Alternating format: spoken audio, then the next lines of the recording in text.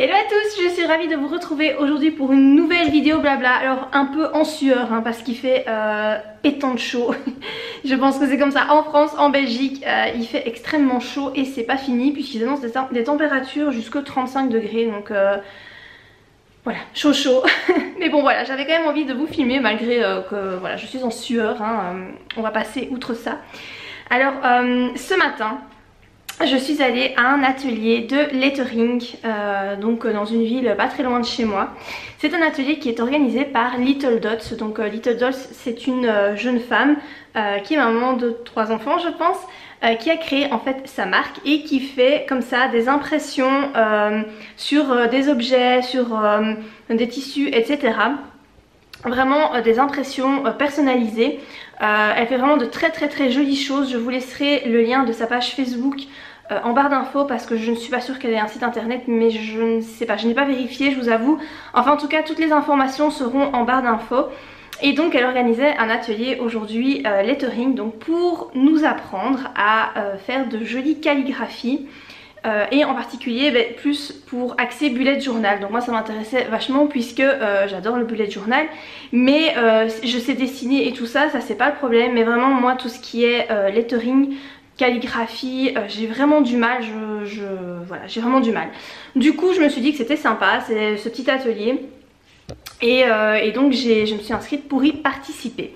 Donc c'était ce matin, je vous ai filmé quelques images, donc je vais vous les insérer maintenant.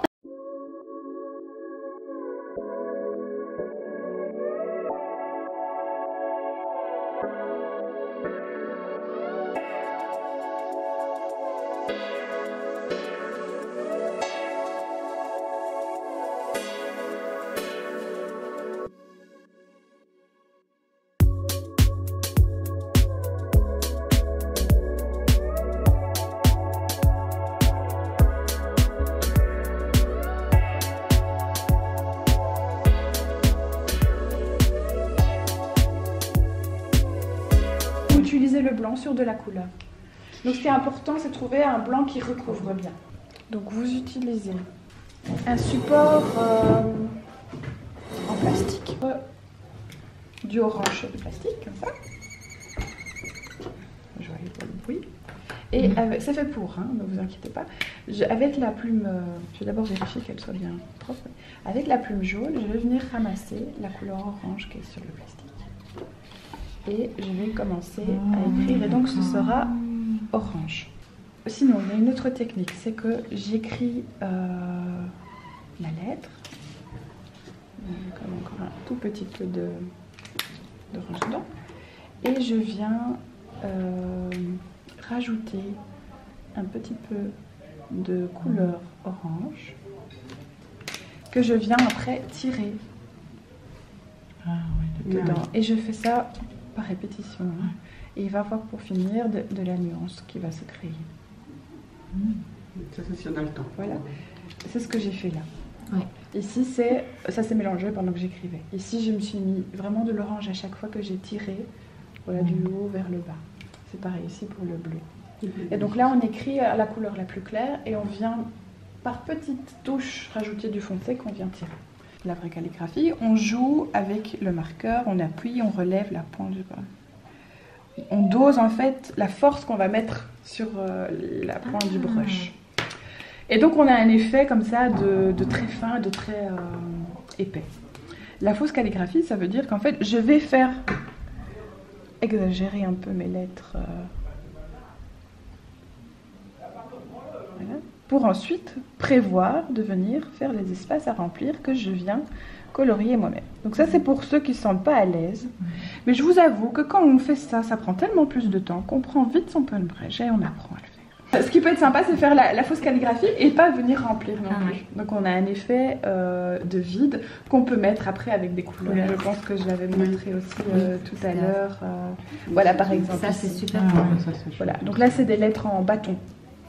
Là c'est juste, vous trouvez votre style, c'est les lettres de l'alphabet que vous avez appris mais vous ajoutez votre patte. Donc par exemple moi en fait je fais, j'exagère, je augmente la hauteur de la lettre et je raccourcis la base et ça fait du coup un effet j'amplifie un peu aussi en changeant vraiment les codes et alors on devient un peu dans l'aspect créatif. Je mets pas la barre du E au milieu, je la mets un peu plus au-dessus. Et je fais en forme de triangle. Voilà. Ce qu'il faut, c'est juste être en harmonie. Ça veut dire que si vous vous donnez un style, vous le respectez pour chaque lettre. Ça veut dire qu'alors la boucle du R, elle descend à la même longueur. Comme ça, il faut vraiment voir l'harmonie que vous allez donner à votre lettre. Donc voilà, par exemple, vous aurez pu faire la même chose, mais mettre la barre du E là et exagérer sur le R en faisant un R comme ça et un E comme ça. Voilà, vous pouvez vraiment jouer là-dessus. Après, pour faire les lettres remplies, il faut juste bien prévoir à l'avance. Quand on n'a pas l'habitude de faire, parfois c'est désharmonisé. On va dire, on va avoir des lettres qui n'ont pas tout à fait la même taille, mais c'est pas grave, on est là pour s'entraîner. C'est en faisant qu'on apprend.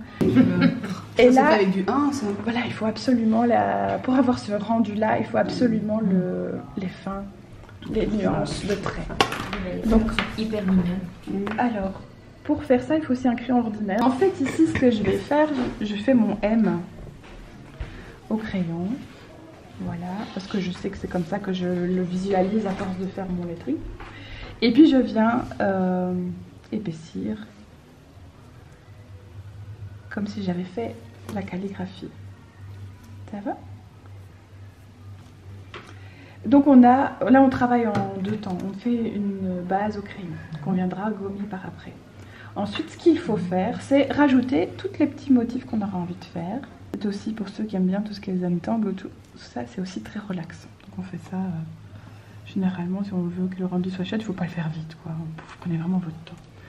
Et ensuite, d'accord, on fait ça pour tout le tracé. Et on vient alors avec le plus fin marqueur, parce que là c'est un 0,2, j'ai encore un 0,5 ici. J'aurais dû commencer par 0,5. Je viens faire alors les contours. Et tous les traits, comme ça, là où c'est fin, ça reste vraiment fin. Je mets le fin de côté, parce que si je colorie au fin, ça va me prendre une heure.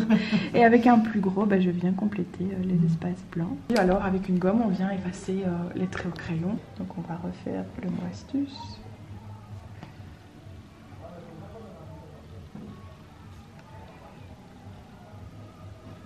Voilà.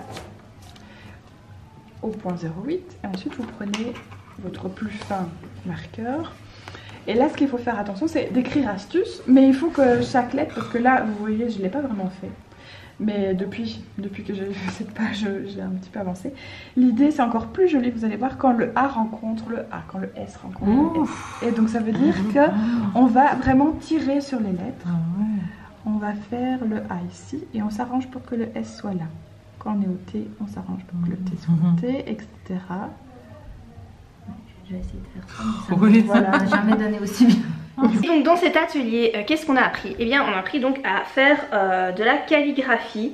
Alors je vais vous montrer ce que j'ai fait, voilà. Alors forcément, on voit qu'il y a quand même une amélioration au fur et à mesure que je fais les lettres. Mais c'est vrai qu'au début c'était c'était un peu compliqué. Donc vous voyez, c'est le principe de faire des traits fins et puis des traits plus épais, ce qui donne en fait des jolies calligraphies. Voilà, donc ça c'est la première page que j'ai fait. Donc on a commencé en fait par faire des U, enfin c'est des espèces, c'est pas vraiment des U, en fait c'était pour faire le I, mais c'est cette espèce de vague. Donc on a commencé par apprendre ça et on est passé à cette forme là, donc ce qui donne en fait, ce qui permet de faire voilà des N. Alors ensuite, voilà, on a essayé de faire des O, enfin en tout cas des cercles pour pouvoir faire soit les O, soit les A, voilà. Ça c'était ce que j'avais un peu plus de mal à faire, je trouve que c'est pas évident du tout. Et donc on est passé ensuite au P, au L. Là j'ai essayé de les tracer avec un autre marqueur. Donc ah oui, tout ça a été en fait réalisé avec ce marqueur-ci. Donc c'est un marqueur Tombow. En fait il était offert lors de la formation. On avait droit chacune à en avoir un. Donc voilà, moi j'ai eu un rouge. Et en fait la mine, elle est comme ça. Et en fait j'avoue que c'est vraiment hyper pratique pour tracer des lettres. Moi j'avais pas de marqueur comme ça. Et j'ai des marqueurs beaucoup plus épais et en fait je me rends compte que c'est pas évident pour tracer les lettres, c'est pas optimal, tandis que celui-ci c'est vraiment super pour faire les lettres. Et donc c'est avec celui-là que j'ai fait, que je me suis entraînée. Donc voilà un peu ce que ça donne. On voit qu'il y a quand même une amélioration au fur et à mesure que je faisais les lettres. Alors ici c'est encore avec un gros feutre Tombow, les tout gros feutres. Et c'est vrai que c'est pas évident à faire. Alors après les gros feutres Tombow sont très bien quand vous voulez faire de la calligraphie, des lettering beaucoup plus épaisses, beaucoup plus grandes. Là c'est parce que c'est de l'écriture assez étroite. Mais si on veut faire plus grand, et ben tout de suite il y a moyen de le faire. Donc voilà pour la suite, hein, des K, des H, voilà. Ils sont pas tous parfaits, mais je pense, enfin voilà, il faut s'entraîner, hein, de toute façon. C'est de l'entraînement, mais en tout cas c'est déjà beaucoup mieux que ce que je faisais à la base. Là je me suis encore entraînée, donc voilà, là vous avez avec des gros Tombow, et c'est vrai que quand on fait avec des gros marqueurs, forcément les grosses lettres ça fonctionne mieux. Ça, si je l'ai fait avec un stabilo pastel, vous savez les stabilos, les gros stabilos pastel, et voilà, ça donne quand même plutôt pas mal. Et donc voilà, ça c'est la dernière page qui je trouvais la plus réussie, enfin voilà, sauf mes W, j'avais un petit peu du mal à les faire. Donc voilà, par rapport à ce que j'ai fait lors de cette formation. Alors lors de cette formation, on a également reçu chacune un petit badge en fait, donc qui était livré qui est donné en fait dans un petit pochon comme ça. Et donc je vais l'ouvrir pour vous montrer ce que c'est. Donc je vous ai dit au début de la vidéo que je ne savais pas s'il y avait un site internet, mais en fait je viens de me rendre compte que sur la petite carte ici il y a un site internet. Donc c'est www.littledot.be. Donc je vous laisserai tout ça de toute façon en barre d'infos.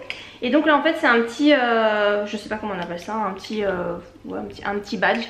Et donc l'illustration a été faite par Sonia, donc qui est détentrice de la marque Little Dot. C'est vraiment super mignon. Et alors j'ai craqué évidemment pour un bullet journal qu'elle a créé. Donc c'est le sien, c'est elle qui a créé ça. Donc il est comme ça, et bon, j'en ai déjà un, le mien n'est pas encore fini, hein. En principe je fais un bullet par année. Donc celui-là, à mon avis je le commencerai en 2020, mais c'est pas grave, je l'ai quand même acheté parce que j'aimais vraiment bien. Donc déjà l'extérieur est comme ça, et en fait ce que j'aime beaucoup c'est que le papier c'est du papier 160 grammes, ce qui fait que je vais pouvoir utiliser des marqueurs autres que des marqueurs à l'eau, et sans que ça perce en fait, parce que moi c'est le problème que j'ai avec le Strung, je sais pas comment ça se prononce, je ne saurais jamais comment se prononce le nom de ce cahier, mais c'est le problème, c'est que les pages sont très fines même si elles sont très bien, et donc celui-ci il est super. Et donc je vais vous montrer l'intérieur. Donc c'est aussi avec des petits points, hein, voilà, comme un bullet journal classique. Et ce qui est bien aussi c'est qu'il y a des spirales, et ça je trouve que c'est super cool parce que c'est difficile à trouver un bullet journal avec des spirales. Et celui-ci a des spirales, le papier est épais, et voilà, il est numéroté. Il y a, je crois que c'est 150 pages de mémoire. Au début, voilà, vous avez ici un petit résumé de ce que c'est que le bullet journal. Vous avez donc ici une page pour mettre les clés. Bon, moi ça va pas trop m'être utile parce que je n'utilise pas ça, mais enfin voilà. Alors ici, voilà, Sonia a mis toutes des jolies petites phrases parce qu'elle est très pensée positive, et moi voilà, ça me correspond tout à fait. Ici donc vous avez l'index qui est quand même pas mal fourni, ça je trouve ça pas mal. Rêve à accomplir, voilà, c'est assez sympa, c'est joli, c'est déjà tout fait. Vous avez encore ici une espèce de petite illustration, et puis ensuite voilà, le bullet journal commence, et en fait elle a mis toutes les 50 pages plus ou moins, elle a mis voilà, une petite illustration qui est très mignonne, voilà, qu'on peut colorier, etc. Il y en a de temps en temps, voilà, il n'y en a pas beaucoup dans le bullet journal, il y en a vraiment de temps en temps. Moi c'est vrai que je préfère quand il n'y a rien du tout, puisque je crée complètement moi de A à Z, mais je trouve ça quand même sympa. Et alors à la fin vous avez ici les dernières pages, donc des possibilités, voilà, des petits exemples de calligraphie, voilà, c'est vraiment des petites idées déco qui sont super sympas, qui sont, je pense, pas compliquées à reproduire. Voilà, je trouve ça très chouette, je trouve qu'il est vraiment très bien. Je pense que vous pouvez le retrouver sur son site internet, à mon avis, hein, je suppose qu'elle le vend. Donc je vous laisserai le lien en barre d'informations si vous voulez vous le procurer. En tout cas il est super cool, et c'est très dur de trouver un bullet journal comme ça avec des pages 160 grammes, avec des pointillés et avec en plus des spirales. Vraiment les trois comme ça combinés, c'est pas évident à trouver. Donc là je suis très contente d'avoir trouvé celui-ci. Et alors on a également reçu chacune quelques petites feuilles pour pouvoir en fait s'entraîner. Donc c'est des feuilles avec des pointillés comme un bullet journal en fait. Et ce qui est pas mal, c'est que si jamais on fait une erreur dans son carnet, on peut toujours prendre une feuille ici et la coller par dessus et ni vu ni connu. Donc voilà, c'est plutôt sympa. Vraiment je suis très contente de cet atelier. Je trouve qu'il était vraiment, c'est très bien expliqué, c'était très ludique, c'était vraiment super chouette. On n'était pas beaucoup, on était 5 plus Sonia qui présentait l'atelier. Et voilà, j'ai trouvé ça vraiment très très cool. Alors bon, vous allez peut-être vous demander où ces ateliers peuvent se faire. En fait c'est dans le Brabant Wallon en Belgique et voilà, Sonia ne se déplace pas ailleurs. Donc voilà. Si vous n'êtes pas belge et que vous n'êtes pas dans les environs du Brabant Wallon, ça va être compliqué pour vous de participer à ces ateliers. Mais en tout cas moi je suis très contente d'y avoir participé, ça me changeait un petit peu de ce que je fais d'habitude et donc j'ai trouvé ça très très cool. Et je remercie Sonia d'ailleurs de m'avoir permis de filmer pendant son atelier et d'ailleurs à toutes les personnes qui étaient là, qui ont bien voulu que je filme en sachant qu'elle risquait d'apparaître dans la vidéo. Voilà. Tout ça pour dire que je suis vraiment très contente de cette petite matinée où j'ai appris de nouvelles choses. Et alors j'en profite également pour vous montrer des petits achats que j'ai fait dernièrement. Alors c'est pour mes enfants, c'est pas pour moi, mais ça reste des achats littérature, puisque j'ai acheté des livres pour mes enfants. Donc je me suis dit que j'allais vous montrer un peu tout ce que j'ai acheté, parce qu'il y a certainement des parents qui me regardent et qui aiment bien aussi tout ce qui est littérature pour les enfants. Moi je trouve ça hyper important. Je lis 2 histoires à mes enfants chaque soir. C'est rare quand je saute un soir. Donc en général tous les soirs ils ont droit à 2 histoires. Et là je vous avoue que ça fait un moment que j'aurais pu acheter des livres et on tourne toujours avec les mêmes histoires. Et c'est vrai que ça devient un peu lassant à la fin, aussi bien pour eux que pour moi. Du coup j'étais sur Vinted tout simplement et j'ai acheté des livres sur Vinted. Des livres à 1 €, 2 €, donc vraiment rien du tout quoi, vraiment pas cher. Et voilà, j'en ai pris mais vraiment toute une flopée, je vais vous montrer ça. Donc ce que j'ai pris c'est les histoires princesses parfaites. À la maison on est très très fan, ma fille aime beaucoup, enfin même mon fils, hein, voilà, il écoute, il aime bien, même si c'est plus pour filles. Alors je sais qu'il y en a pour garçons, je crois que ça s'appelle Petit Ange Parfait. Il faudra que j'en achète aussi pour montrer un peu à mon fils ce que c'est, parce que finalement c'est vrai que c'est toujours avec des petites robes etc. Mon fils c'est pas trop son kiff, hein, même s'il a 3 ans c'est pas trop son délire. Mais voilà, ça reste des histoires sympas. Donc j'ai pris tout ça comme voilà, Zoé Princesse Parfaite. On en a déjà 2 je pense, oui on en a 2. Et donc comme ça ma fille aura ceux-là en plus. C'est vraiment des chouettes histoires, vraiment c'est sympa à lire. Et je pense qu'il y a des rimes en plus dans ces histoires là. Donc moi j'aime bien les histoires où il y a des rimes, parce que je trouve que c'est ludique, j'aime bien. Et j'ai pris également 3 petits livres sur les monsieur madame. Donc il y a Madame Ronge-Tout, qu'est-ce que j'ai pris, Madame Boulot et Madame Beauté et la Princesse. Donc voilà, d'ailleurs celui-là je me souvenais même pas l'avoir pris, mais bon voilà. Je n'ai encore jamais lu les histoires monsieur madame à mes enfants, on verra s'ils aiment bien. Mais c'est des petites histoires en plus, ça prend pas de place quoi. Donc ça c'est cool. Alors j'aurais pris aussi ce livre là, donc c'est un livre qui s'intitule Pourquoi. Donc c'est visiblement un bouquin où il y a plein de questions. Donc je vois ici pourquoi les chauves-souris dorment-elles la tête en bas. Donc c'est plutôt sympa pour répondre aux questions des enfants. C'est pas vraiment une histoire là, c'est plutôt un livre d'apprentissage, mais enfin voilà, c'est sympa quand même. J'ai pris cette histoire Le rat de ville et le rat des champs. Là c'est un livre cartonné, donc c'est plus pour les plus petits, donc ça c'est cool, moi je suis sûre que mon fils l'abîmera pas. J'ai pris également celui-là. Alors celui-là en fait à la base je pensais que c'était une histoire normale pour ma fille, mais en fait je pense que c'est plus pour les petits. Donc c'est Lucille la Luciole, et en fait j'ai remarqué qu'à l'intérieur il y a enfin c'est comme ça, et en fait si vous voulez au niveau des ailes c'est en une espèce de tulle. Voilà, bon c'est pas, voilà, il n'y a pas beaucoup de phrases, donc c'est une histoire qui ira très vite. C'est cartonné, je pensais pas que c'était cartonné, enfin j'avais pas vu que c'était cartonné sur la photo. C'est pas trop grave, mais c'est vrai que je pense que ma fille est un peu grande pour ça. Voilà, bon c'est pas grave, je verrai quand même. Et j'ai pris celui-ci qui n'est pas du tout de saison, mais c'est pas grave, c'est Le Noël de Monsieur Ours. Alors moi mes enfants sont fans des histoires avec le Père Noël. J'en ai un avec Rodolphe le petit renne au nez rouge, et en fait je le lis tout le temps, au moins une fois par semaine il me sort ce livre là. Pourtant bah voilà c'est un truc de Noël, mais je sais pas, ils adorent. Et donc en fait dans celui-ci, il est vraiment très très beau celui-ci. Vous avez des c'est en relief en fait. Vous avez des trucs en relief et vous avez aussi des petites cachettes. Comme par exemple ici, je sais pas si on verra très bien à la caméra, mais voilà, vous avez des petites cachettes où l'enfant peut soulever et ici il y a des trucs qui sont cachés en dessous.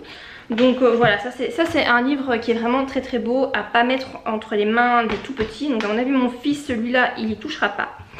Alors j'ai pris Charlotte aux fraises, donc c'est une histoire de Charlotte aux fraises, mais c'est Charlotte aux fraises va à l'école. C'est motiver ma fille à aller à l'école, parce qu'elle est pas fan du tout. Alors par contre celle-là m'a l'air très très longue, hein. Ça a l'air d'être une très longue histoire, donc bon voilà. Et puis je leur ai pris en fait plein d'histoires Barbapapa. Donc il y a tout ça. J'en ai pris vraiment beaucoup, mais ils adorent les histoires avec Barbapapa. Ce sont des histoires tellement gentilles, tellement douces en fait. Je trouve que ce sont vraiment de très chouettes histoires. Et en plus elles sont assez courtes, elles se lisent quand même très très vite. Et comme vous voyez, les livres sont de super qualité. On dirait que les livres n'ont jamais été lus. Je me souviens, les livres Barbapapa, c'était 1 € qu'ils étaient vendus. Je les ai pas, il y en avait d'autres, je les ai pas tous pris. Et bon, en fait, je me demande si je vais pas recommander les autres de la maman. Voilà, parce que on dirait qu'ils n'ont même jamais été ouverts tellement ils sont de bonne qualité. Donc voilà, les livres Barbapapa, ça fonctionne très bien chez moi aussi. Et finalement, le dernier que j'ai pris, c'est celui-là. Alors Peppa Pig, autant vous dire que je suis pas fan, hein. Je trouve que ce dessin animé est débile. Les dessins, je les trouve très moches. Et en plus, enfin, je sais pas, il y a un dessin animé, je me souviens que j'avais vu une fois que il me bouffait du jambon, quoi. Peppa Pig bouffe du jambon. Enfin, voilà, c'est un peu débile comme dessin animé. C'est vraiment pas ce que je préfère. Mais les enfants aiment bien, alors ils regardent pas super souvent, c'est pas ce que je leur mets le plus souvent, hein, mais de temps en temps, voilà, ils demandent et je leur mets, hein, si vous voulez, voilà, comme toutes les mamans du monde, je sais, de temps en temps. Et donc ici, c'est Peppa Pig chez mamie, et c'est un livre cartonné, donc c'est très bien pour les plus petits, donc mon fils à mon avis, il aimera bien. Et voilà, moi comme ils adorent aller chez leurs grands-parents, je trouvais que c'était idéal cette petite histoire. Et donc voilà tout ce que j'aurais acheté. Alors j'en ai eu pour 3 fois rien pour tout ce que vous voyez là, alors que ces livres ça coûte mais tellement cher. Moi j'achète jamais de... c'est genre presque... Enfin là Peppa Pig je vois que c'est 6 €. C'est entre 6 et 7 € pour un livre. Et là j'ai payé 1 € par livre, voire 2 € au maximum. Quand on voit le prix que les livres coûtent, moi je les achète jamais neufs, jamais. En général je vais en brocante et maintenant que j'ai découvert Vinted, et là j'achète sur Vinted. Et voilà, je trouve que c'est vraiment un très très très bon plan si vous êtes une maman et que vous avez envie d'offrir des livres à vos enfants ou un papa aussi, hein, ça peut marcher aussi pour les papas, il n'y a pas que les mamans. Et ben sur Vinted, voilà, vous en avez tout plein et comme vous voyez, enfin... Je sais pas si vous avez bien vu à la caméra, mais ils sont impeccables quoi. Ils sont pas abîmés ni rien. Il y en a juste un, j'ai vu qu'il y avait du crayon. À mon avis la petite fille a dû dessiner au crayon dans les pages du début. Mais pas sur l'histoire, sur les pages voilà, juste après la couverture. Bon bah voilà, tant pis, hein, c'est pas très grave. Les miens ont déjà dessiné dans leur livre aussi. Hein. J'étais très contente quand je l'ai découvert. Mais bon voilà, tant pis, voilà, ça arrive quand on a des enfants. Donc voilà par rapport à ce que je voulais vous montrer. Alors aussi je voulais vous parler de quelque chose. Alors je peux pas trop en dire, donc du coup je vais vous en parler sans en parler, hein. Je suis sûre que ça va saouler des gens, mais c'est pas grave parce que je me dis que vous allez peut-être le remarquer et vous poser la question, ou si ça se trouve vous n'allez pas du tout le remarquer et vous en foutez. Mais j'avais quand même envie de le souligner. Les couvertures de mes romans Utricia, donc le tome 1 et le tome 2 ont changé. Et vous pouvez déjà le voir sur Amazon. Si vous vous connectez sur Amazon et que vous sélectionnez mes livres, eh bien vous verrez les nouvelles couvertures. Donc je vous les insérerai ici pour que vous puissiez voir comment elles sont maintenant. Alors elles sont magnifiques. Vraiment je suis très très contente de ces couvertures.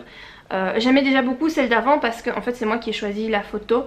Du moins pour le tome 1 c'est moi qui ai choisi la photo. Et pour le tome 2 j'avais dit ce que je voulais. J'ai pas choisi la photo et c'était voilà, c'était pas vraiment ce que j'aurais voulu. Enfin au niveau des teintes c'était pas trop ce que j'aimais. Mais voilà, c'était quand même ce que je voulais au niveau de la photo. Donc c'était une femme enceinte hein, pour le tome 2. Ici c'est plus du tout le cas, mais je trouve que la couverture est tellement belle. Les couleurs sont magnifiques. J'aime vraiment beaucoup, donc je suis très contente de ces couvertures. Alors pourquoi est-ce que les couvertures ont changé? Ça c'est la question. Et je peux pas y répondre en fait maintenant. J'ai pas le droit d'y répondre. Mais voilà, je ferai de toute façon une vidéo je pense par rapport à ça, à ces deux romans. Donc je parlerai un petit peu plus des nouvelles, donc ce qui va se passer pour ces romans là, parce qu'il va y avoir du changement. Alors ils sont toujours commercialisés et tout, il n'y a pas de souci par rapport à ça, mais il y a quelques petits trucs qui vont changer. Mais voilà, je voulais juste souligner le fait que les couvertures ont changé et que je les trouve vraiment très très jolies. Et même si avant je les trouvais déjà très très belles, je trouve que là au niveau des coloris, bah c'est quand même beaucoup plus beau. Et personnellement ça me donnerait plus envie de les acheter maintenant qu'avant. Voilà. Donc je sais pas ce que vous en pensez, n'hésitez pas à me dire en commentaire si vous les trouvez très jolies ces couvertures. Je vous mettrai peut-être en fait un avant-après pour que vous puissiez comparer les couvertures, comment elles étaient auparavant. Et n'hésitez pas à me dire si vous préférez maintenant ou si vous aimiez mieux avant. Moi en tout cas j'en suis très très contente de ces couvertures. Donc voilà, je pense que je vais arrêter la vidéo blabla ici parce que je crois qu'il y aura déjà beaucoup de choses qui auront été dites dans cette vidéo. Alors j'espère qu'elle vous aura plu, j'espère que les images de l'atelier lettering que j'ai fait vous plairont. N'hésitez pas à me dire si vous aimez ce genre de vidéo ou si vous, voilà, si vous aimez bien comme ça que je vous montre des choses en dehors du cadre habituel. J'essaie de me renouveler mais c'est pas toujours évident, mais bon voilà. J'espère en tout cas donc que vous avez aimé la vidéo. Si c'est le cas, n'oubliez pas de la liker. Et moi je vous dis à très bientôt pour de prochaines vidéos. Bye!